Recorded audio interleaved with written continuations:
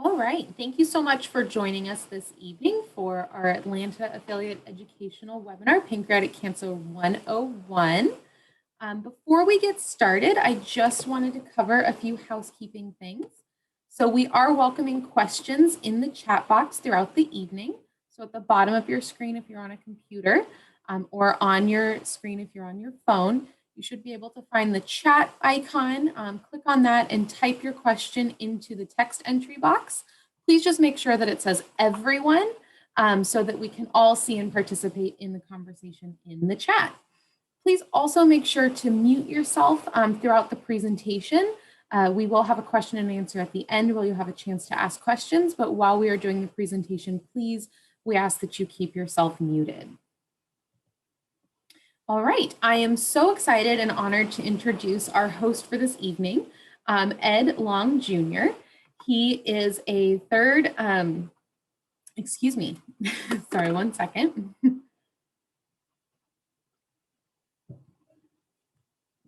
Excuse me.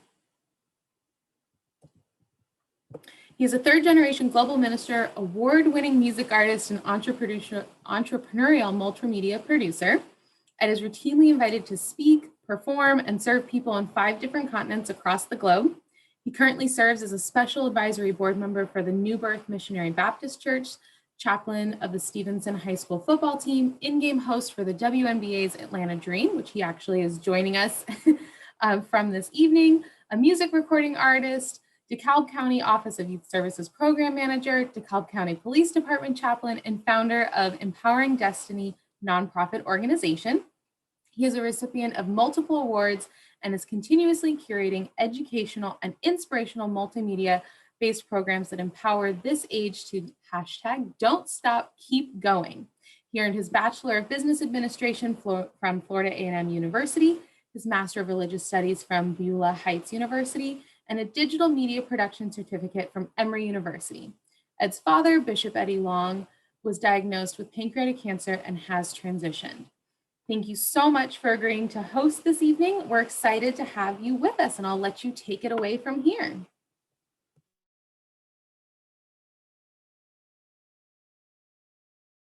Oh, it does look like you are muted. I'm waiting for the screen to flip. Can you see me on the screen? Are we good to go, Catherine? Outstanding. Well, yeah, it is good to see everyone on this awesome Wednesday. I'm excited to be a part of what PanCan is doing. I'm excited to be a part of what the Atlanta affiliate is doing. We call tonight Pancreatic Cancer 101 because truly it is about to be a clinic. Now, I want to kind of bridle myself, if you will. I'm excited always to share with my brothers and sisters all around the world. I'm just a people's person. You know, I love people. I don't think that you can love God and not love people. You feel me? But in that, there are certain topics that, you know, you really ask yourself, how excited am I to host this? Because pancreatic cancer is something that has really affected a lot of families. It has changed the narrative for a lot of families where matriarchs and patriarchs of families found out late in the game, late detection, that something was going on in their digestive system and tried to get help, but it may have been too little too late. And much of what I just shared is the testimony of my family.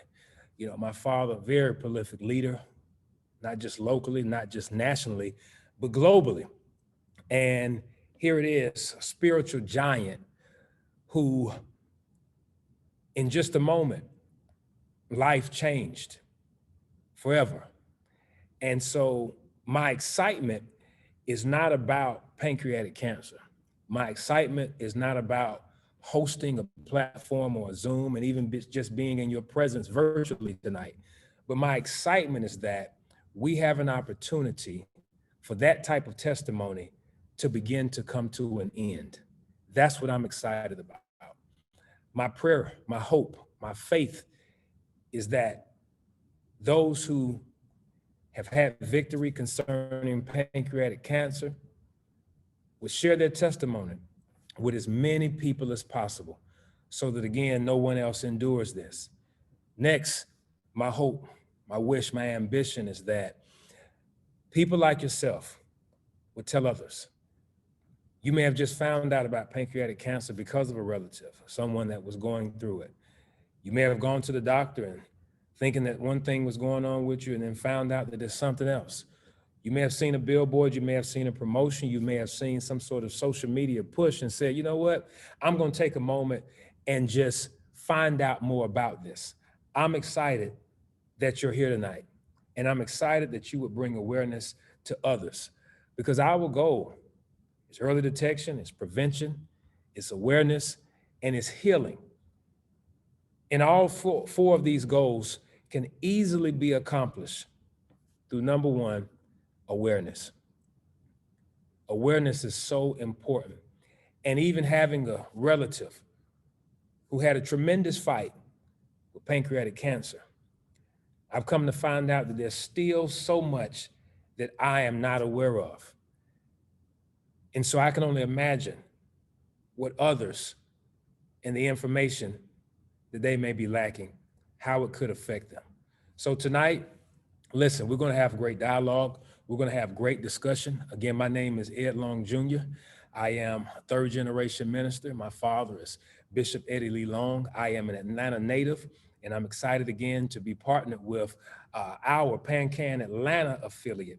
And thank you to Ms. Washburn and all who have invited me to be your moderator, your facilitator, your host for tonight's dialogue and tonight's discussion. Now, I'm gonna give you a few seconds to get your iPad, your tablet, your phone, whatever it is that you use. If you're old school and you use a pen and a pad, because I want you to not only observe, not only hear, but ingest and write down some of the great information that you're gonna get tonight in meeting this young lady who is our guest and our SME, subject matter expert, about a week ago, literally in a 5-10 minute conversation.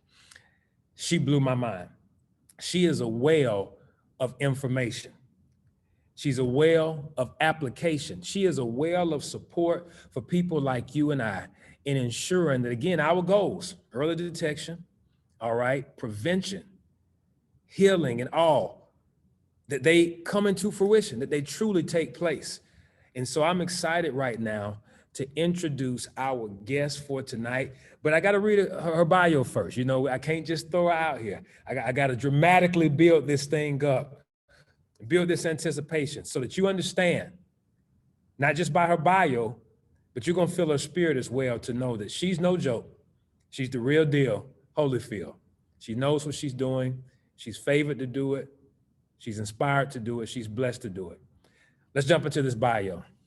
Dr. King is a professor of surgery in the Department of Surgery at, shout out to Morehouse School of Medicine, and she currently serves as Director of Quality and Chief for the sector of liver, pancreas, and foregut surgery in the department.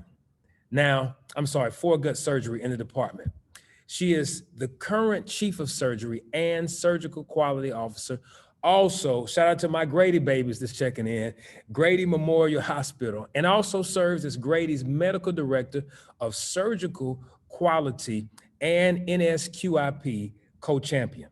Listen, she's leading a lot. She is leading a lot, large and in charge. I love it. She's also a U.S. Army veteran. Salute for the service, with service in Operation Desert Storm, and a prolific researcher in the treatment of liver and pancreatic cancer. Dr. King has over 100 combined peer-reviewed publications and book chapters. So not only is she knowledgeable, but she's been on this path of making awareness and journaling and being documented in her affairs. She's earned her medical degree at Washington University in St. Louis and completed her residency in general surgery at the University of Pittsburgh. A fellowship in, I'm going to butcher this, so please forgive me, hepatic, pancreatic, biliary surgery, and a master's degree in biomedical sciences at the Mayo Clinic. She completed a master's in business administration at the Brandeis University in Boston, Massachusetts. Listen, she's also my associate. She's also given me free consultation, which she's about to share a lot with you all right now. So I want to introduce to everybody right now, Dr. KMarie King. Let's bring her onto the screen. Oh my gosh, I wish I can have you with me all the time. What a great introduction. And thank you so much, Pastor Long, Barbara Washburn, and Catherine Evans for having me. And thank you to the Pancreatic Cancer Society in Atlanta chapter for having both of us speak to you today. And we're excited to share what we know and dialogue with each other and with you about pancreatic cancer. And so I want to start off, thank you, Ms. Evans, for sharing the screen. This is Pancreatic Cancer 101. We'll go to the next slide. And we'll first start with some understanding about what the pancreas is. May I share my screen, Catherine? Yes, perfect. Okay.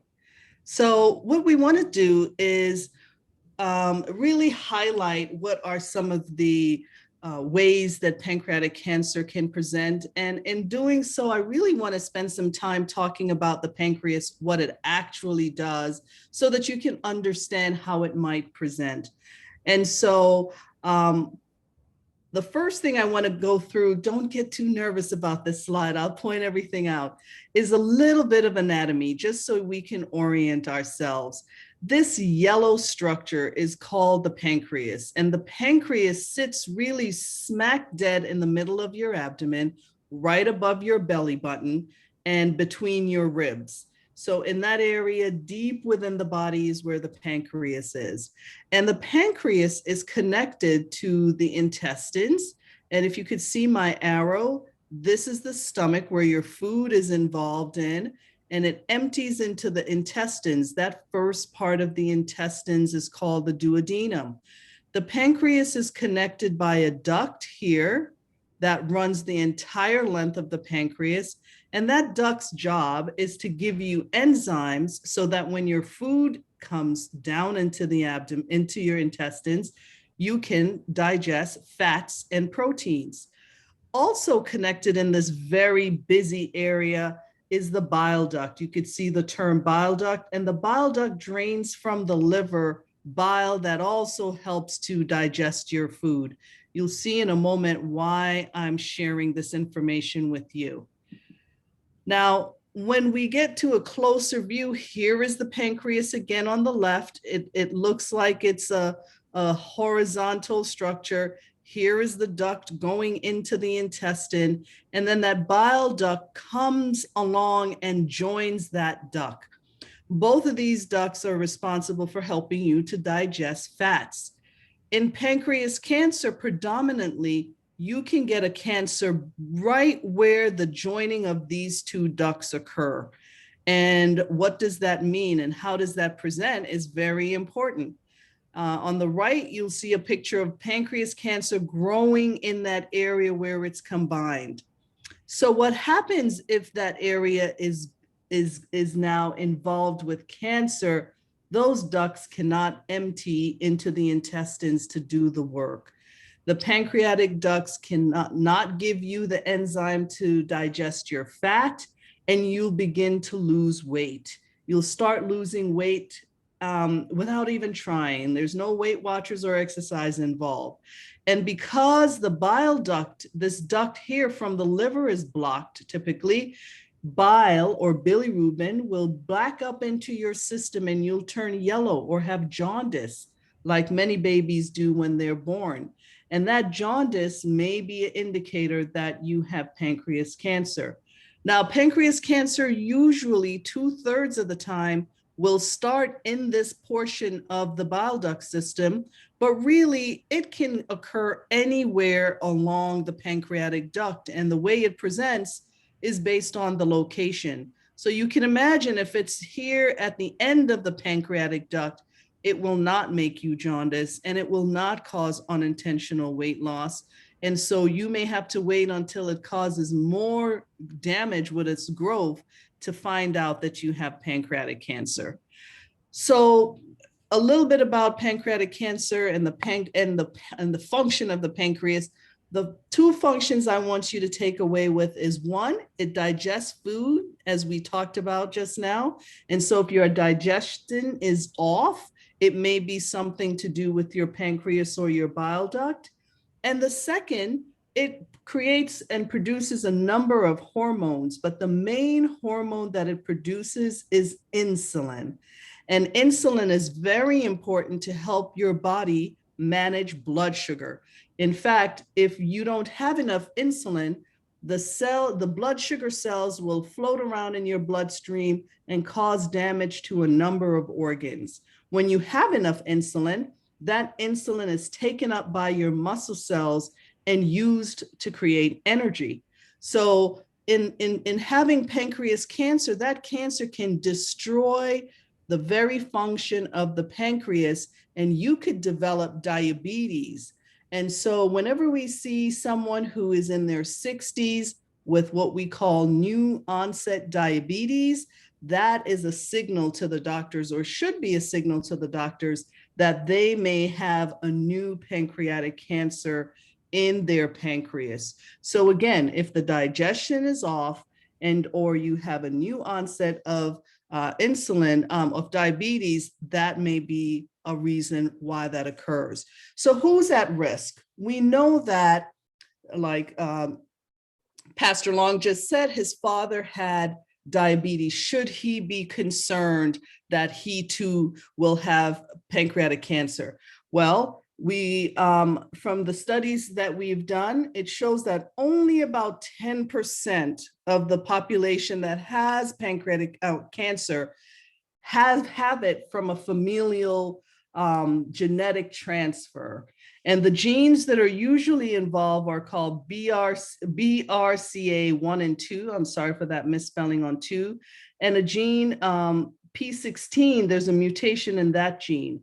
You will know if your family has those genetic risks. BRCA or BRCA causes ovarian cancer and pancreas cancer and some colon cancer. So you'll have high rates of that in the family.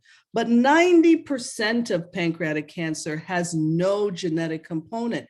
It just happens randomly, and and we can't identify a reason why it happens, except we know that in patients who smoke, who drink an excessive amount of alcohol, who are overweight, who are diabetic, and who have chronic inflammation or chronic infection of the pancreas, such as chronic pancreatitis, and Black males are the highest risk for pancreatic cancer. So I'll say that again. A lot of people don't attribute Black males as the largest risk in terms of race and gender, but they are at very high risk for pancreatic cancer.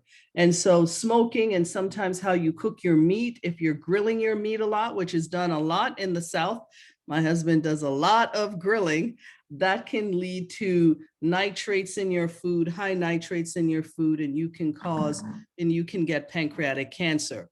So a random event that occurs. And how does it reveal itself? We talked through that anatomy to talk about jaundice. This picture on the left is someone who is jaundice, and jaundice is shown usually first in the whites of the eye. The whites of the eye will turn yellow, but it's important for you to know that when the whites of the eye turn yellow, that's the first stage, and the patient may not see it because it's a gradual onset of the yellowing of the eyes. What happens next as the bilirubin increases and backs up in your system is that your skin becomes yellow. And that's usually when family members who come to visit will say, "Mom, Dad, your skin is yellow. Did you know that?" And usually the patients themselves won't know it because it's such a gradual onset. It takes a neighbor or a friend or a family member to come over to see that change. Another big sign is you're losing weight rapidly. Weight loss without you trying is called unintentional weight loss, and that is a marker for cancer until the doctors can prove you don't have cancer. So anytime you're losing a lot of weight, that again is a marker for cancer and very worrisome for pancreatic cancer.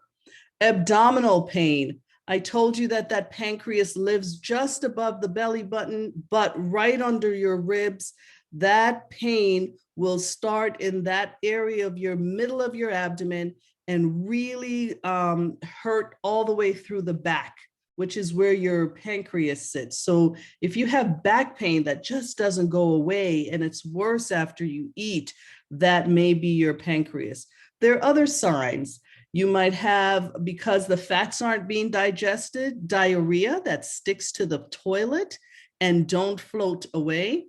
Or you might have the bilirubin backing up, making your jaundice. And when it makes you jaundice, it's sent into your urine, and your urine may look very dark. We say Coca-Cola bottle, Coca-Cola darkness. So dark urine, floating stools, nausea, you can't eat, you don't want to eat. In fact, you're fearful of eating, and abdominal pain and weight loss. All are some signs that you have it. And I have to caution, because pancreatic cancer does not give these signs for too long. In the space of several months and less than a year, pancreatic cancer can grow to be so aggressive that a surgeon cannot remove the pancreas. So really, the minute you understand that you're having these symptoms, you need to go into and to see your primary care physician. And if they won't take you seriously, see someone else to get your treatment. And so once the pancreas cancer symptoms come, your doctor will see you, they'll do a history, they'll try to understand how long things have been going on, they'll examine you, they'll look for signs of weight loss like stretch marks, they'll look for you scratching your skin, because that high bilirubin really makes it itchy. Your skin, you're scratching and you might have scratch marks across your skin. The diarrhea that we talked about, the yellowing of the eyes that we talked about, the doctor will look for that. They'll also do blood tests to look at your bilirubin levels and your glucose levels to see if those have changed. I had a patient present to me who had a routine set of labs and her bilirubin was increased. She was not losing weight. She didn't have any jaundice. She just had abnormal labs. And she pushed her doctors to get a CT, and they saw an early pancreatic cancer. It is so rare to detect an early pancreatic cancer. But because my patient was so insistent that her doctor not ignore it, we were able to diagnose and perform surgery on her and ridding her of this very horrible disease. So those lab tests are going to be very critical to start with. And then your doctors will do imaging, and the imaging comes in many forms. One of the forms is through a CT scan. They may do a CT scan or an MRI. This picture shows a CT scan. You're lying on the table and it captures the images of your body. Or they may send you to a GI doctor or a gastroenterologist. They'll put a tube down into your throat and get into those bile ducts and pancreatic duct and shoot a dye so that they can see it on an X-ray and see if it's blocked. If they see it's blocked, they can biopsy it. That's called an ERCP, an ERCP. And so those studies may be done before they send you to see a physician. And that physician is a surgeon like me to determine whether or not you can have your pancreas removed. And so when we talk about treatment, I want to highlight that only about 15 out of every 100 patients diagnosed with pancreatic cancer can have surgery. And that's because by the time we detect it, as Pastor Long said with his father, the cancer is very advanced. Because people really, oh, I have a little ache. Oh, it's nothing. I'm nauseated. Oh, it's nothing. It's because I ate Wingstop. I like Wingstop. That's why I'm saying that. But, people will say things to dismiss the symptoms. And so by the time we see them, only about 15% of those patients can be treated. And remember, I showed you those cancer in the bile ducts. The surgery that we do for it is called a Whipple resection. It's a big operation. It takes out everything you see in gray. It takes out the gallbladder, the bile duct, the duodenum, that first part of the intestine, and it takes out the first half of the pancreas. And that is because all of those structures share a blood supply, and that this cancer spread so rapidly, we need to take out all that is gray, and then we need to reconnect it. We connect the bile duct back into the intestine, the pancreas back into the intestine, and the stomach back into the intestine. That alone usually leads to about a 20-pound weight loss after surgery, because we're redoing the entire plumbing of your intestines. And so patients take about 8 weeks to kind of normalize to this new normal. But what happens if you cannot have surgery and I cannot give surgery? Well, we can give you chemotherapy. And the way I discuss chemotherapy, that cancer cell is shedding daughter cells all throughout your bloodstream, and it's circulating all throughout your body. Chemotherapy then is given into the veins so it could chase and attack those circulating daughter cells before they land somewhere else and start making more daughter cells, like your lungs or your liver. When it spreads like that, that's called metastatic disease. And so that chemotherapy is circulating all throughout your system to help your body fight the cancer that is circulating.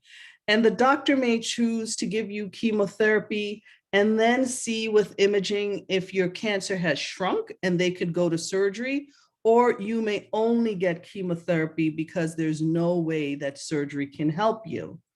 Just as you need to get those daughter cells from circulating all around, you need to get the site where the cancer started. So you focus a beam of radiation, and this shows a patient getting radiation, and the beams are focused within this square. And those radiation cells kill rapidly producing cells, and cancer are rapidly producing cells. But guess what else is rapidly producing? Hair, so patient lose their hair. Intestinal cells, so they may have a lot of nausea and diarrhea. That's why those side effects are going, because the radiation and chemo are killing those rapidly producing cells. So we get local control right by the pancreas, and then we give systemic control all throughout your system with chemotherapy. And between the two of these, you can get some control over the cancer.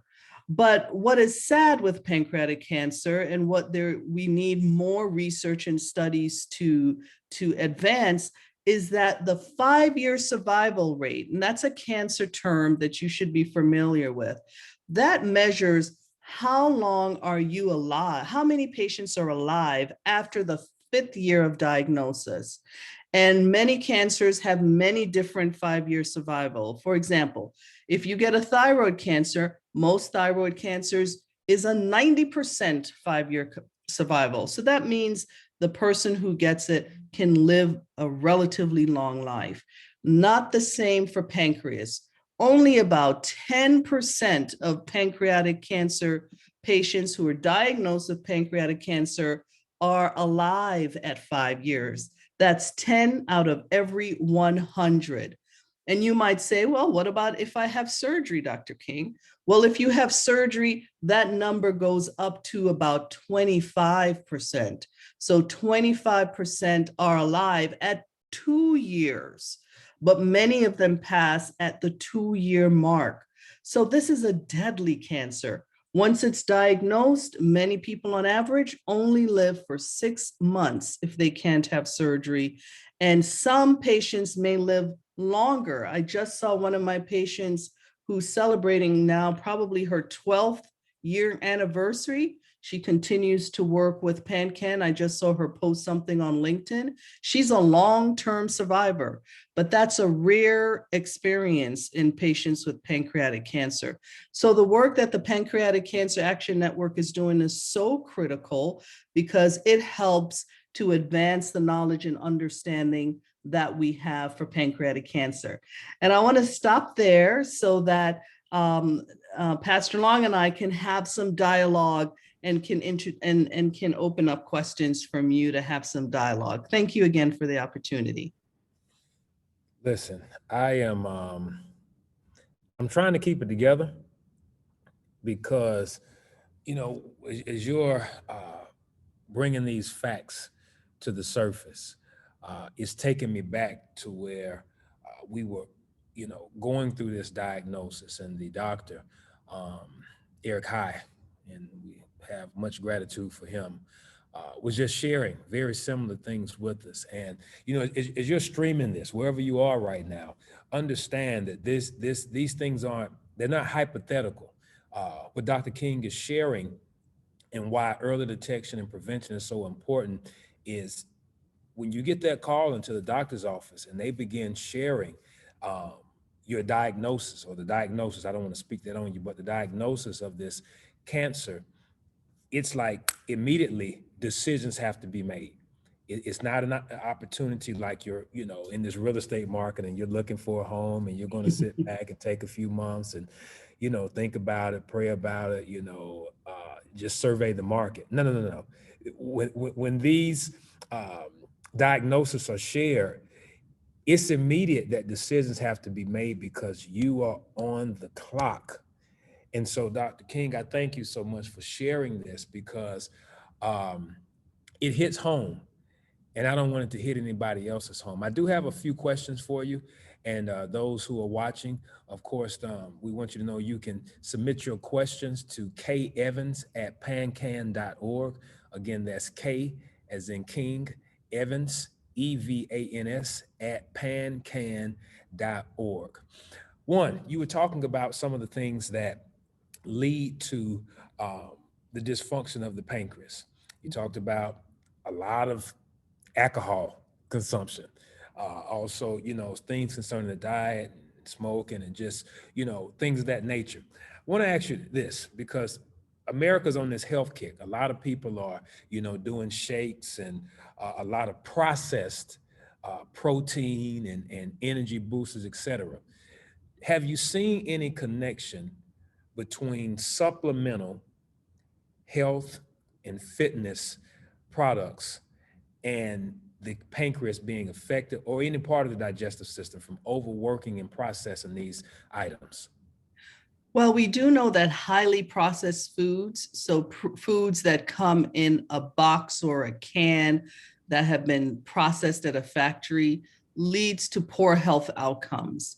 And so the closer that you can eat to nature, a fresh fruit, a whole chicken grazing on a farm, not coming from a industrialized farm, really helps your body to digest those food items much better.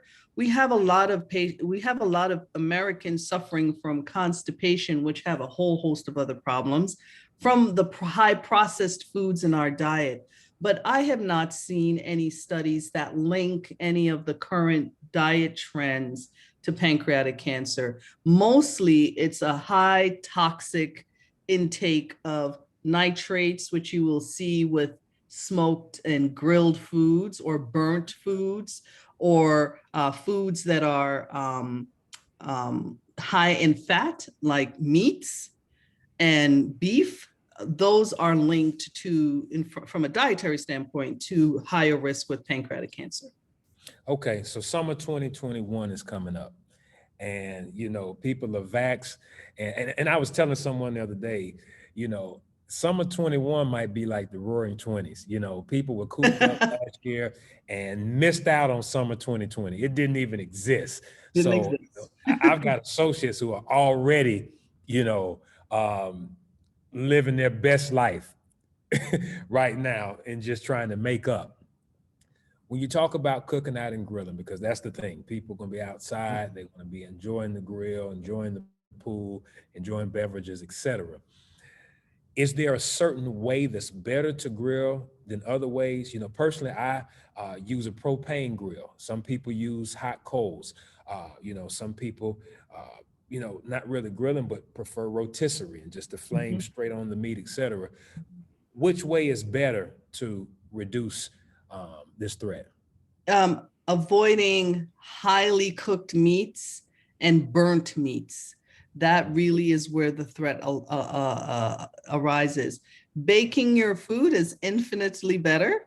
It may not taste better, but baking is the preferred way, and avoiding frying your food, because that's a lot of fat content that you're putting in your body. And remember, just like anything else, you're talking about not one time a month.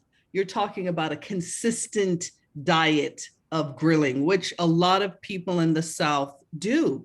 It's consistent. It's several times a week or a couple of times a week over a lifetime, combined with the toxin of cigarette smoke, alcohol, that may really increase your risk of getting pancreatic cancer. Awesome, awesome. Great, great, great information. You helped me because I'm going to keep it real with you. As we say, I'm going to keep it 100.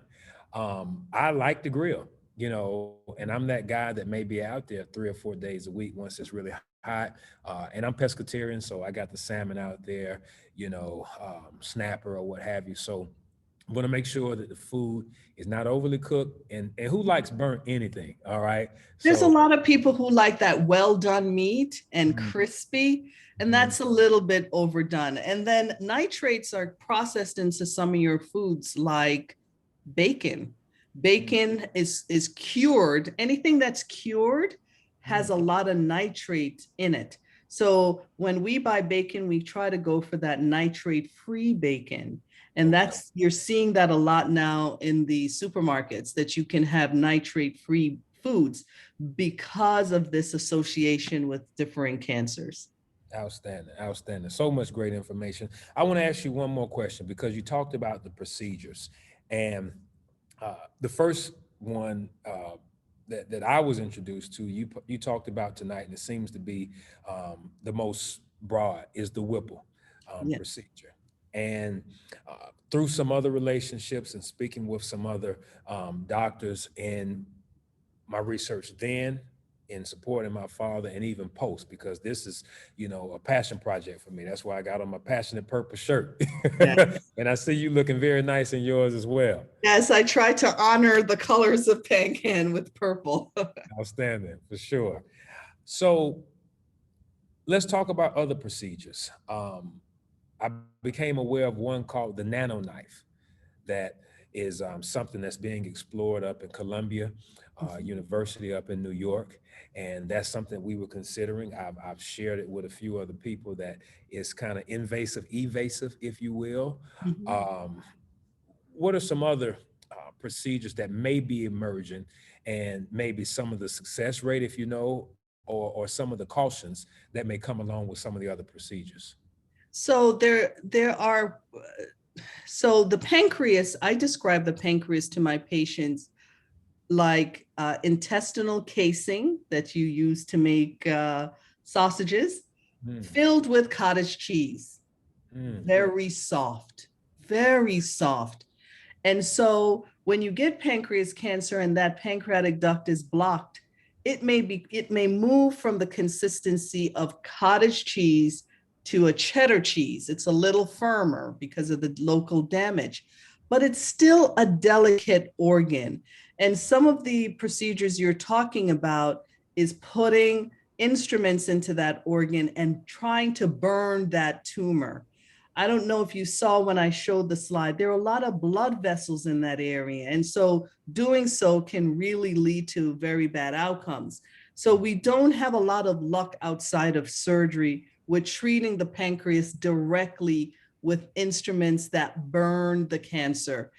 In other solid organs like the liver, we have those options that we can use those sorts of technologies. But outside of opening up the abdomen or performing it laparoscopically, taking out that pancreas with the cancer, there's really no other option left for you. And everything else would be experimental outside of chemotherapy and radiation therapy. awesome. Well, you made that crystal clear. And I now am very clear on the difference between the Whipple and some of the other emergent procedures. So listen, I know that you had a few things that you wanted to touch on that were kind of outside of your, normal curriculum, and I think you have a few more slides as well. So I'm going to let you tell me which way would you want to go at this time. Well, we have in the chat a very important question. It says, how do you recommend advocating for yourself in the doctor's office? What are some tips you have for pushing back when you don't feel like you're being listened to or heard by your doctor? Thank you, whomever sent this in. I'm very passionate about patient advocacy. And we live in a healthcare system that sometimes historically can be very paternalistic. They like to make decisions for you, or the physician may not spend enough time listening to you and hearing your symptoms in order to get you to the right place. What I have come to understand and appreciate is that patients always have that inside understanding that something isn't right, something is not right. That intuition for all of us is so important, even in our personal life with other issues. You have to listen to that intuition. If that doctor isn't doing what you need them to do, or you don't feel heard, I highly recommend that you see another provider. And legally, they have to refer you, if you ask for that, to another provider, somebody usually outside of their practice, so you get a differing opinion. Or Google now is fantastic. You can go on Google and say, I need a pancreas surgeon, or I need a pancreas gastroenterologist, and call that hospital and make an appointment. We are on the PanCan Zoom. Call PanCan, call the Pancreatic Cancer Action Network. They are fully in touch with all of the providers across the country who treats pancreatic cancer and can connect you with a provider that you can speak with. But what I don't want you to do is sit back uncomfortable, unhappy with your doctor's visit. And I encourage my patients to speak up for themselves, even in that appointment. Say, doctor, I don't feel that you're hearing me. I don't feel that you're listening to me. And I really want to get this lab study or this CT scan to make sure that I'm okay. Great question. Listen, people, it is your life. That's it. Being transparent with you, I've probably already been too transparent. Dr. King knows this. I was feeling some symptoms myself in the fourth quarter of last year, 2020. And I didn't care if it was a pandemic, COVID-demic, no-demic, yo-demic, my-demic. I knew that I had to make sure that my body, because this is my body, Right. my gut, and pun is intended, this is a gut issue. And I had to still go with my gut, even though I was feeling that I had gut issues. And of course, the normal protocol is that your primary physician has to refer this and refer that and all. And I said to HELL with that, all right, I got to make sure I'm straight. And so I stood up and I fought for myself. Fast forward, I did get a colonoscopy and came to find out that I have, or had at the time, a hemorrhoid, which was causing me the symptoms. And so I'm not thinking of a hemorrhoid. I'm not thinking of anything but, hey, my father had pancreatic cancer. That's right. Yes. And I know that it's said that it's not hereditary, but I don't want to be the one that leads new discovery by being a guinea pig. Right. And all in all, I came to find out that there was something taking place in me that many doctors before were telling me, oh, that's nothing, you're fine. So again, Dr. King is the voice for the people. I'm a voice for the people. Be a voice for yourself. Do not be afraid to stand up for yourself, because it's your life, it's your body, it's your gut.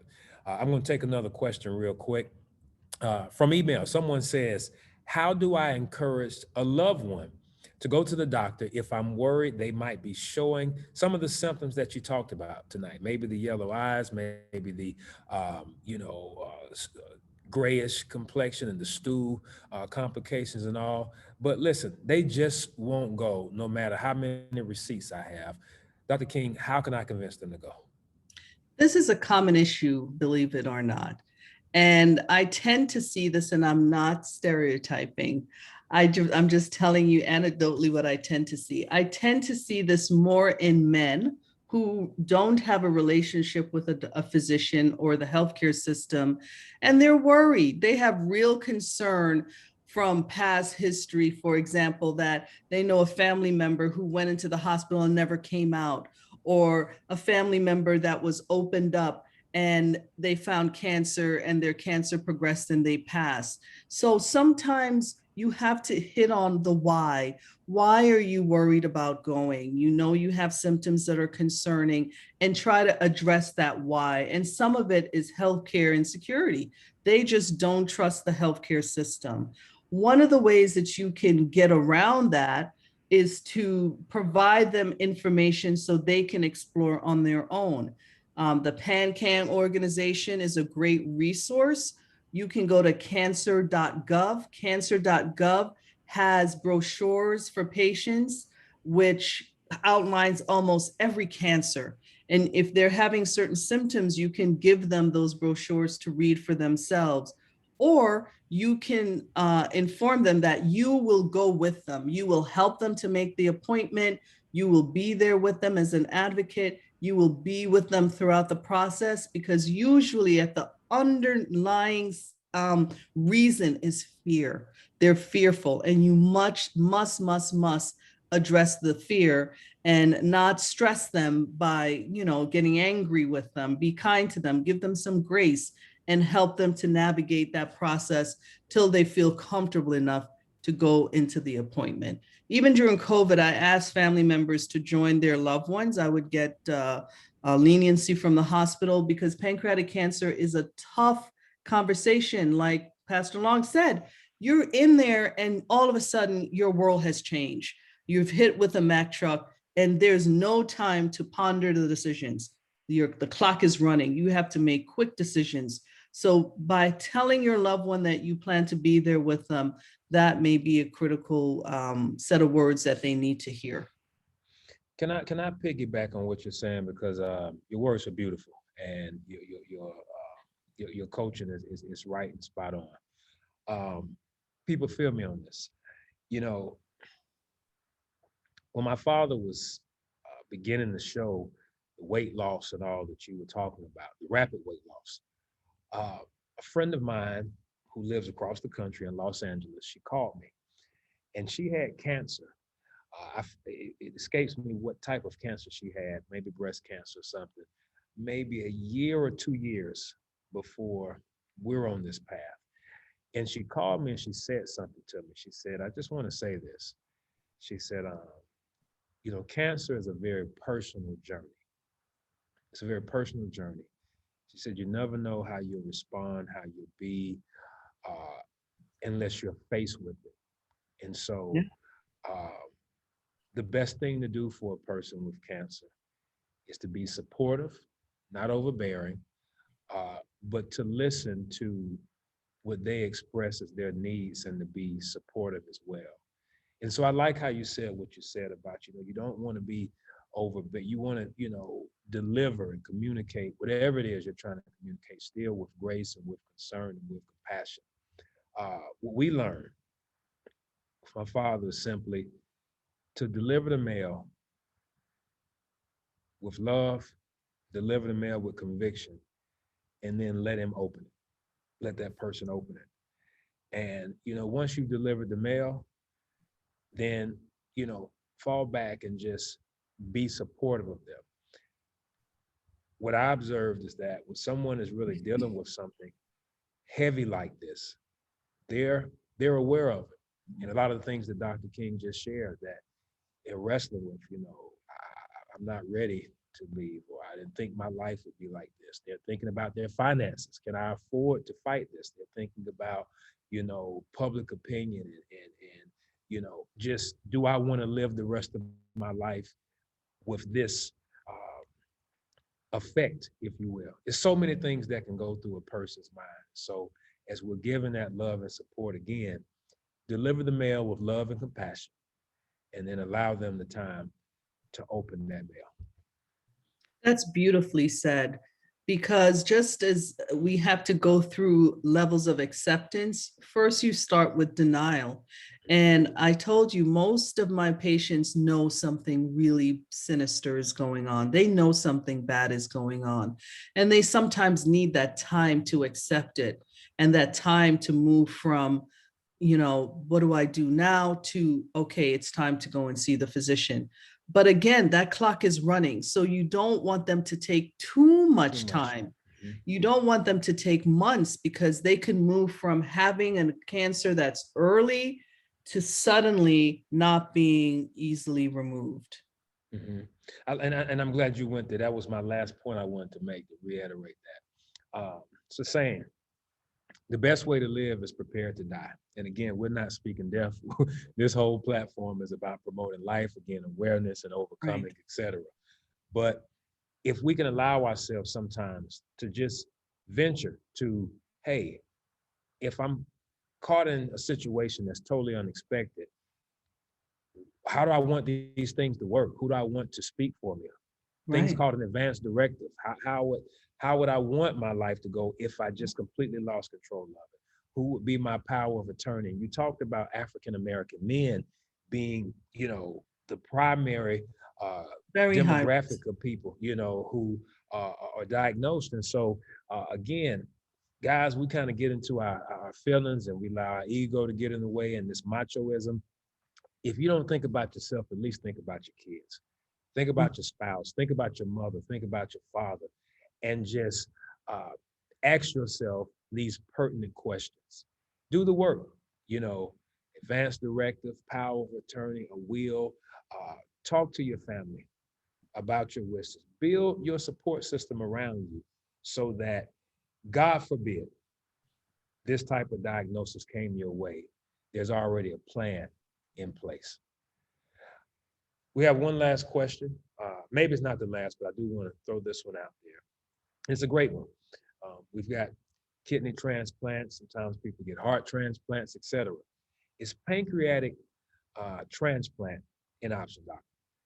That is a good question. And I want to say, in general, transplantation of any kind cannot be done if there's a diagnosis of cancer. Mm. Why is that? It's because when you transplant a foreign organ into the body, the doctors have to give you medicine to suppress your immune systems from fighting that foreign body. That medicine suppresses. And so if you have cancer, the cancer goes unchecked. The cancer is like, oh, nothing is going to stop me now, and it will grow out of control. So in general, transplantation is not used for any cancer. Pancreatic transplant is used for when you may have lost all function of the pancreas. Remember, I told you earlier, it helps to create insulin. So they take those insulin producing cells and put it in your body so that you can create enough insulin and get rid of being an insulin dependent diabetic. That is usually why pancreatic transplants occur. But to fight cancer, no, we don't use pancreatic transplantation to fight cancer. Excellent question. Thank you for asking. Outstanding. Miss Evans, I see you back on the screen. I don't know if you have any directives for us or if I need to continue forward. This has been such an amazing conversation. I just have been enjoying hearing y'all share and the questions, and I know I took some great new things away from this. So I'm just going to wrap us up. Great. Thank you guys so much to both of you. I can't think of a better way for us to have started this webinar series with such a fabulous host and such an amazing speaker. Hopefully everyone in the audience loved it, and we will, like I said, we've been recording, so we will be sharing this far and wide. We'd love for the folks who are with us to connect with PanCan in the Atlanta affiliate. So on the screen here, I know Dr. King called it out. We have the contact information for Patient Central.